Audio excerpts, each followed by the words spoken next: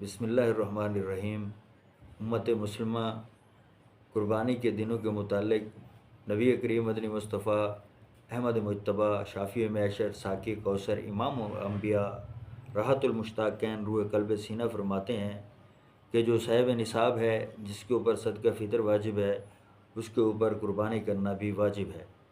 اس طرح قربانی خریدتے وقت چند قربانی کے عیوب کے متعلق ہمیں خاص کر نظر رکھنی چاہیے۔ جس طرح سینگ ہے، اگر کسی جانور کا سینگ پیدائشی طور پر نہیں ہے تو اس کی قربانی جائز ہے۔ اگر سینگ ٹوٹ کر جڑ سے نہیں نکلا تو اس کی قربانی جائز ہے۔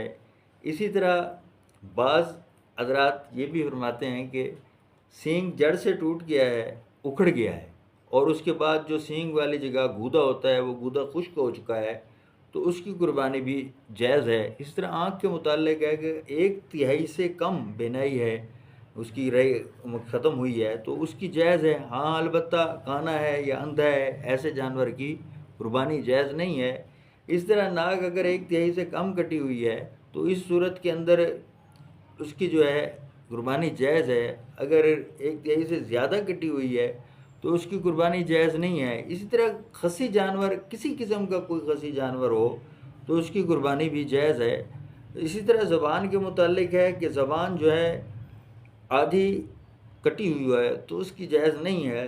اگر تھوڑی کٹی ہوئی ہے، آدھی سے کم ہے تو اس کی جائز ہے۔ اس طرح دانت کے متعلق ہیں کہ اکثر دانت ٹوٹ چکے ہیں، وہ گھاس اور چارہ جانور نہیں کھا سکتا تو اس جانور کی قربانی نہیں ہو سکتی۔ ہاں البتہ کچھ دانت ٹوٹے ہوئے ہیں، گھاس چارہ آسانی سے کھا سکتا ہے تو اس کی قربانی جائز ہے۔ اس طرح حاملہ جانور کی قربانی بھی جائز ہے۔ اسی طرح میرے دوستو رسولیاں ہوتی ہیں جانوروں کو، تو جو رسولی جسم کو متاثر یا صحت کو متاثر نہیں کر رہی، اس جانور کی قربانی بھی جائز ہے۔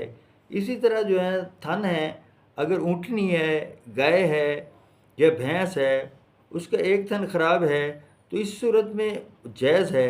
اگر ان کے 2 تھن خراب ہیں تو وہ ناجائز ہے۔ بکری وغیرہ ہو گئی، اگر اس کا ایک تھن صحیح نہیں ہے تو ایک تھن صحیح ہے، اس کی قربانی ناجائز ہے۔ اس طرح دم کے متعلق بھی یہی آتا ہے کہ اگر 1/3 سے کم کٹی ہوئی ہے تو اس کی جائز ہے، اگر اس سے زیادہ ہے تو اس کی جائز نہیں ہے۔ اس طرح میرے دوستو پاؤں ہیں، پاؤں کے متعلق یہ ہے کہ اگر ایک جانور لنگڑا ہے، وہ اپنے پاؤں کے سہارے نہیں ٹھہر سکتا اور اس کے بعد اس جانور کی قربانی جائز نہیں ہے۔ اور ایک جانور کا پاؤں بالکل کٹا ہوا ہے، اس کی بھی قربانی جائز نہیں ہے۔